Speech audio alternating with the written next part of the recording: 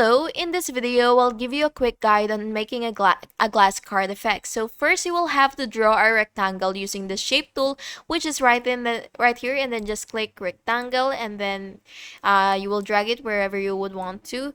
And now you will have to go to the right panel and click fill, which is right here, and then choose white color, and then you will have to set the the opacity to 10%, and then just click that. And then what you will have to do is go to the effects section right here, and then you will have to click the plus icon if it is visible for you, and then you will have to just choose background blur and increase the blur to 20 to 40, and then add a 1px border by clicking stroke, which is right here.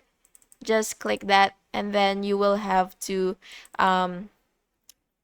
set it to color white as well with 20% opacity. And then that's it. All you have to do is follow the steps, and you will have a glass card effect. And thank you so much for watching. Please make sure to like and subscribe if you found this video helpful.